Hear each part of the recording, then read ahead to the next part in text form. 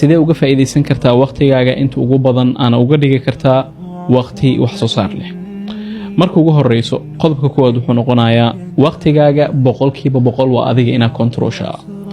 aniga waxaan isticmaalaa qaacidada dhahayso 100% waqtigayga aniga ayaa iska leh, aniga ayaan controlo. dabcan waa shaqeynaa, wax baan baranaa, boss ayaa leenahay, waqti shaqada la soo gal, waqti laga baxay leedahay. taas oo marka tusaale ahaan noqonayso waqtigaaga adiga 100% ma controlshid.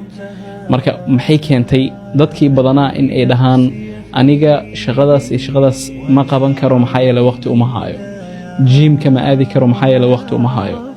taas marka cagsigeeda waxaa aaminsanahay haddii 100% adiga waqtigaaga aad leedahay, 100% waqtigaaga adiga aad controlshid, wax walba waqti waa u heli kartaa.